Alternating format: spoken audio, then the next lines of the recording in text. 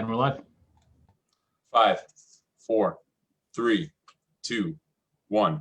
Committee on Education, Tuesday, the 1st of December, 2020. Councilmember Bowman. Present. Councilmember Nowakowski. Present. Councilmember Wyatt. Here. Quorum is present. All right, thank you for joining us, everyone, from the top, Sean. Or actually, we're going to pull item number 4 from the table as we have a presentation.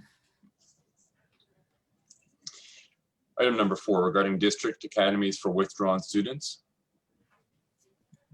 We have a presentation here. Dr. Crestes, did you want to introduce our guests? I would be happy to. Thank you, Mr. Chairman, and pleasure to be here with all of you. Appreciate the opportunity, and happy Thanksgiving, and I hope everyone has a safe upcoming holiday. Just want to take a moment to introduce a couple of our individuals who work around our virtual academy projects, and they will provide a presentation to you. They'll share their screen to do it. Associate Superintendent Toya Wilson is here with us, and also principal of these programs, Valerie Kent. So I can turn it over to Toya Wilson to get started. Good morning, everyone. I'm just going to start off by sharing my screen.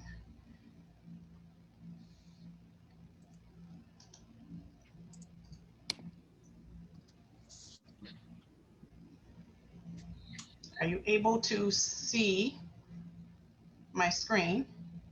Yes? Yes. Okay. Now, as I proceed through slides, sometimes there's this lag of progression through the slides. Let me know if the slides are not changing. Good morning, everyone. Again, my name is Toya Wilson. I'm the Associate Superintendent for Secondary Schools. I work with approximately half of the Buffalo Public Schools very closely, high schools very closely. One in particular is the Pathways program, the one we're going to be digging into today. This program, though, cuts across all of the high schools, and so it provides supports across all of the Buffalo Public Schools. Joining me today, I have Principal Val Kent, who is the principal of those programs, and she's also going to be sharing some information.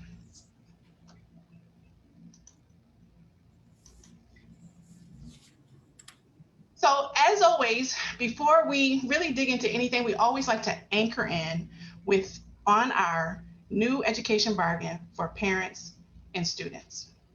So as you cut across and look at the work that is happening at all of our high schools, all of the high schools have interventions and supports in place to really step in and support students who show signs of struggle in their progress towards graduation. When different things don't work and we feel like we need more, we really want to dig into how we support and find those services for our neediest students and our neediest families. And so that's what we're anchoring in today on our education bargain.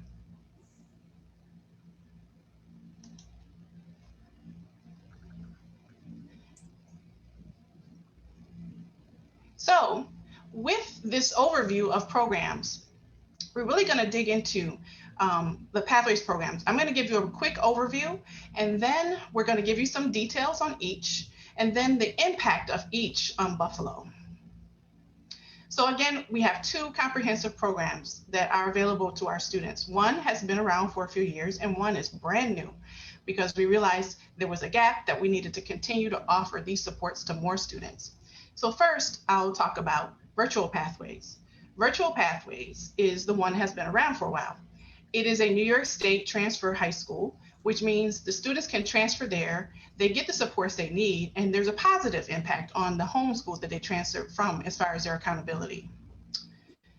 This program is designed to support overage and undercredited students. These students are very close to graduation. So we're looking at students who are juniors and seniors mostly in this program. So someone who's been in high school may have struggled here or there, but now they've gotten significantly behind. How do we help them? We have 5 locations across the city, and we'll dig into those in just a minute. Now, the new redesigned Pathways is we took one hub of this Virtual Pathways, and we redesigned it and distributed it across the city of Buffalo.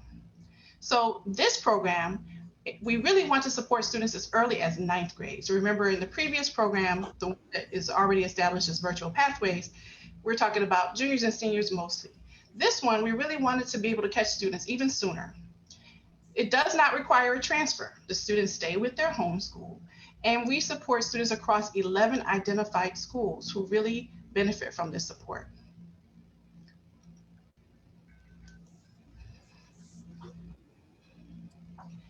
Now we're going to dig into some details about each, and I'm going to turn it over to Val. Okay, we're going to look at first the virtual pathways side of the house. We utilize an online platform that is designed to provide flexibility in the school day. So students are able to work on their courses not only during either the morning or the afternoon, but they can also work on it outside of the school day so that they can help catch up with the courses that they're behind on. We provide social emotional support. We meet graduation requirements and technology supports. So for the graduation requirements, the students need to have some contact time with their core area teachers for the online platform. So our teachers will rotate between each of the sites 1 day a week so that the students can have synchronous time with their content area teachers, but at the same time, when the teacher is not at that location, they can have asynchronous contact time with those teachers. We also provide within that ENL support and special education support at those sites. We have it designed to be strategically located throughout Buffalo. In the 5 schools that we're located in is Burgard High School, East Community, Riverside Academy, International Prep, and South Park. We did add International Prep this year and moved that location from MST over to International Prep because we found that that area of the city really needed some additional support. And then as you can see in the chart to the right, we continue to grow the number of graduates each year. The first year the program was in existence was 2016-17, and we had only 12 graduates, whereas last year for the 19-20 school year, we ended up with 68 graduates.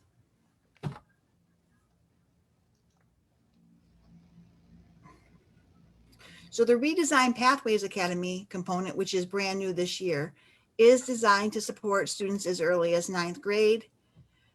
They do get their emotional supports and the relationships that they've established with their home school to stay in place because they are not transferring over to Pathways.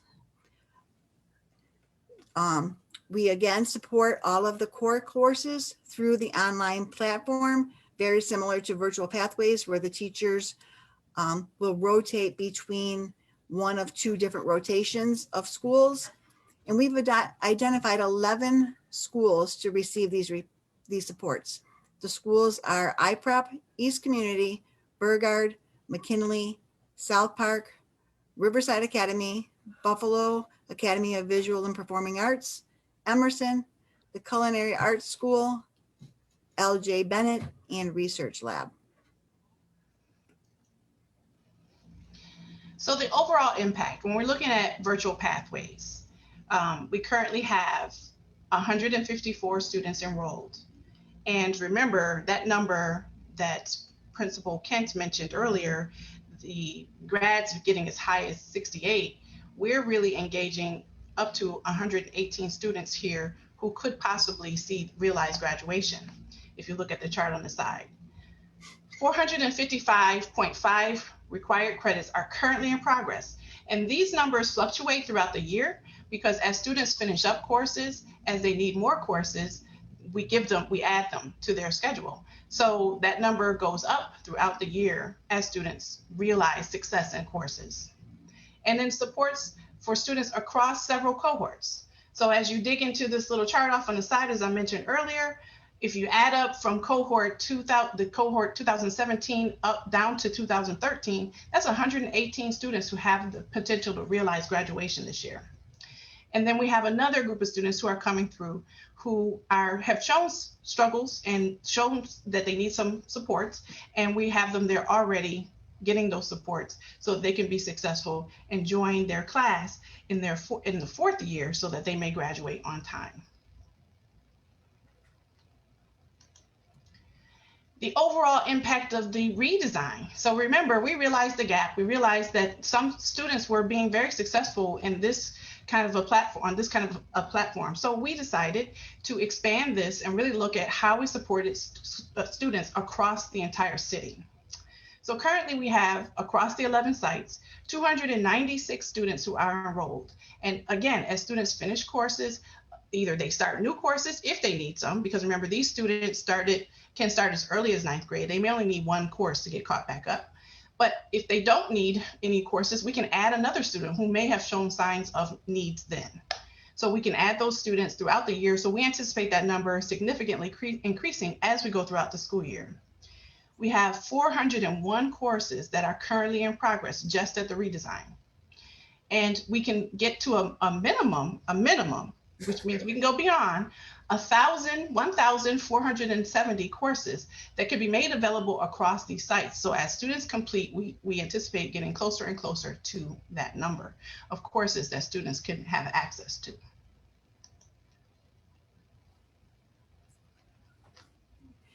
So the overall impact of the virtual pathways and the redesigned pathways is, so far we've had 159 students graduate who otherwise would have not been successful, and we've expanded to support more students. A total of 450 students are being supported at this time, with 856 credits in progress. And again, those credits are ever changing because as students finish a course, a new one is added. We do not offer too many courses at one time to not overwhelm the students. Other credit recovery opportunities that we have are at MST and Academy, which are supporting another 180 credits for a total of 1,306.5 credits currently being attempted. That's currently being attempted, right? So remember, that number can grow. And that concludes our presentation, and we'd be happy to take any questions. I'm going to stop sharing my screen. Thank you all very much for your presentation. That was wonderful and very relevant. Colleagues, do you have any questions from the presentation that you mentioned? Yeah, Councilmember Nowakowski. Yeah, I was really pleased to see this because, for some reason, whenever I hear pathways, I think of ECC, but it's really good to see what it actually means and it entails and how broad it really is. Thank you for that. Yeah. There was just a few.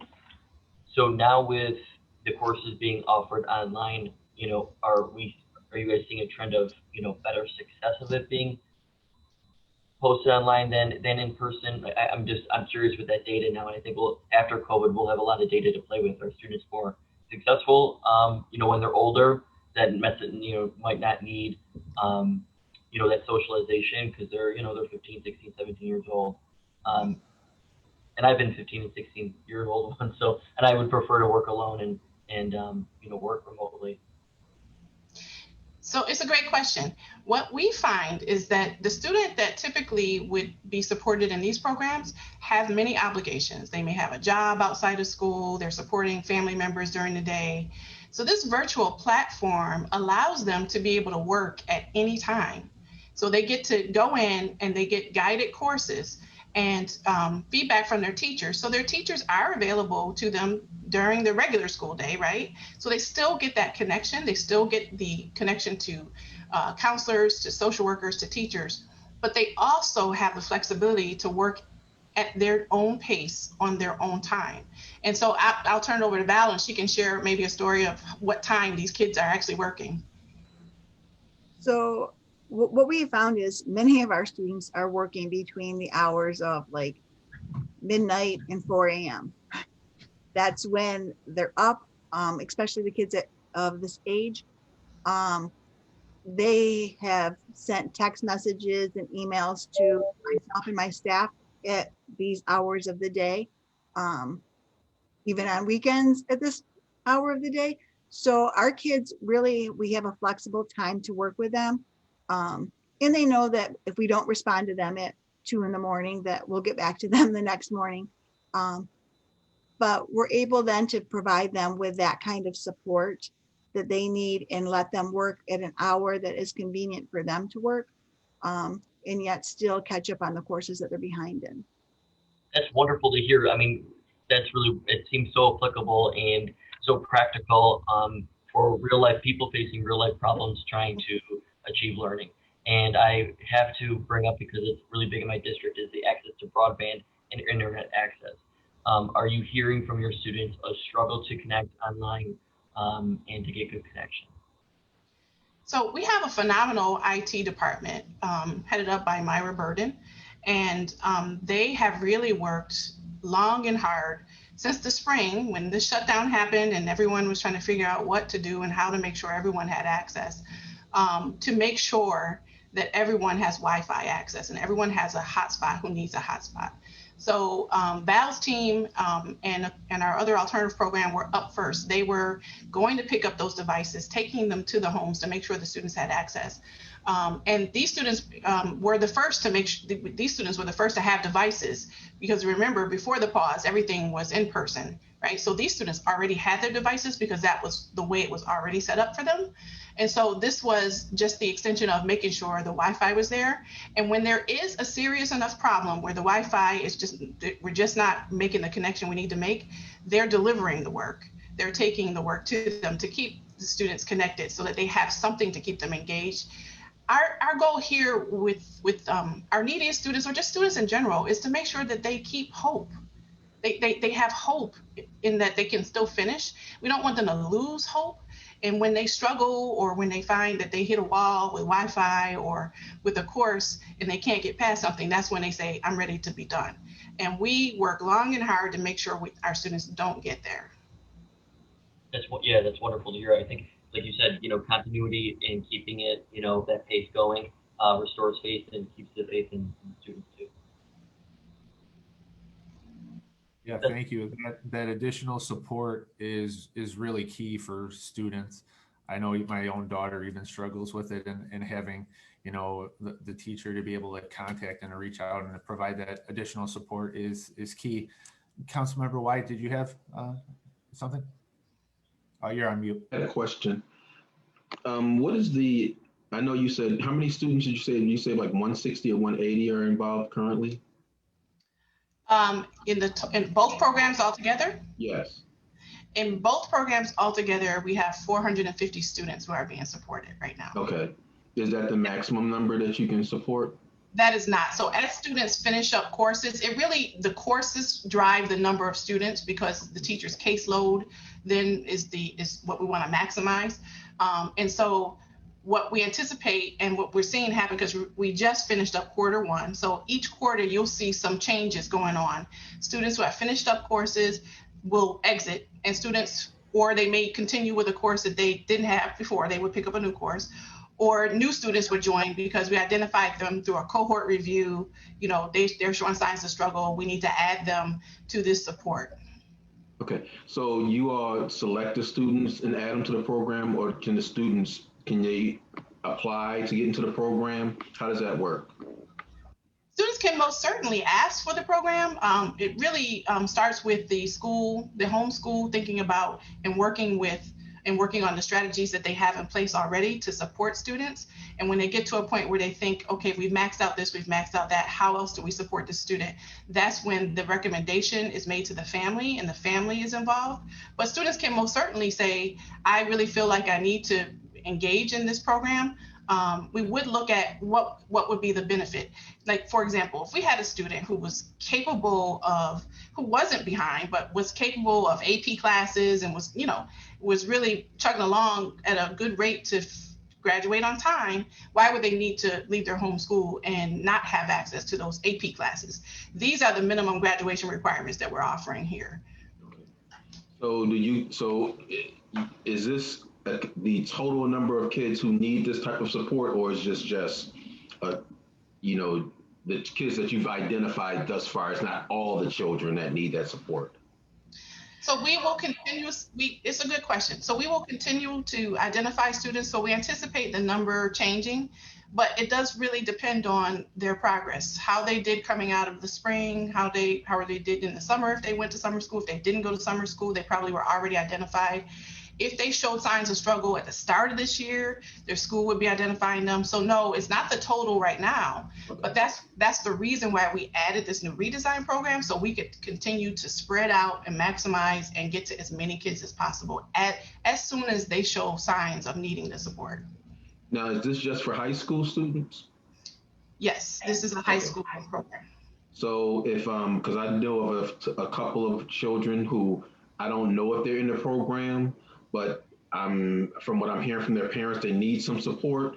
So who would they contact? How would they contact someone to get involved in this program? Well, they would start with their principal, contacting their school and talking. I would say talk directly to the principal. Any principal will engage and support and look at what is the best plan and work with any family to make sure that we have the best plan for them. Every student has an individualized graduation plan that every school works on, and they continue to modify throughout the year, every year. And so they would use that along with the team at their school, their support team, to work with that family to make sure that it's a good assignment for that student. Okay. Thank you so much, Mrs. Wilson and Ms. Kent, for the information. It's very helpful. And, you know, I know that a lot of our children struggle, and sometimes they don't have access. They don't know that this information is out there. These parents don't know. So I will definitely share that, because I do know of a number of parents who are really at their wits' end, especially with this pandemic. I guess the last question, this is Dr. Caresses. I know that the governor has loosened some of the guidelines. Is there conversation about opening the schools up to I think it's K through 8, correct? Yeah, I mean, the conversations take place every day about how we can begin our phase-in plan. As you recall from our last meeting, principals have already created a plan that's been approved by their associate superintendents and the superintendent, and the board has reviewed those plans for actually implementing the phase-in. So the news from the governor's office was actually very welcome, that instead of the 20% weekly testing, it would now be 20% monthly testing of your returned students. And I even saw something that if you're in a red zone, you can still begin thinking about bringing kids back, but it would be a 30% testing requirement. What needs to happen now, and if you saw the story today in the Buffalo News, superintendents are all pretty much in agreement. Now we kind of need to see the fine print about what the regulations will be around testing, what will be the guidance about where the testing has to occur. Is it once kids are already back? Can we test them? Do they have to test before they come back? You know, the little questions like that. We do expect to get those details this week from the governor's office, and that will be very helpful to us. But, you know, as Dr. Cash has made so clear, we want to bring kids back to school as quickly, but as safely and as responsibly as possible. So I think this is a step in the right direction. We just have to see what the details are. So would that be, because I know that there's still parents who are going to be skeptical, of course. So would you continue with the virtual model as well as the in-school model? We're examining exactly how that would take place. Dr. Cash has expressed to the board, and board members have also chimed in that they want to be open to, especially in this first full year of the pandemic, you know, how do we accommodate parents that are going to feel not ready to bring their kids back? So yeah, that is definitely a priority for the district, to address the needs of those parents and keep the education of their children flowing. Okay, thank you so much. Thank you for that update, Dr. Caresses. I think it's important to look at, you know, every parent and how they may react. So I appreciate your comments on that. Did you have anything in closing, any closing remarks on this? No, I just want to thank Associate Superintendent Wilson and Principal Kent. Thank you for a great update on these really notable programs in the district. So thanks, and maybe we'll have you come back and do this again sometime. You did a great job. Thank you. Absolutely. Thank you. I would love to have you back and have an update, and very commendable. Thank you for all your work. At this time, we'll have a motion to table, seconded by Councilmember Nowakowski. Item number 1, editorial concerning segregation and gifted education. Yep, we did have Sam Radford, who was going to be on to speak on this item. He had an emergency meeting, so right now we're just gonna table this for next meeting. So a motion to table, seconded by Councilmember White. And then a motion to adjourn. Thank you, everybody. Seconded by Councilmember Noakowski. Thank you.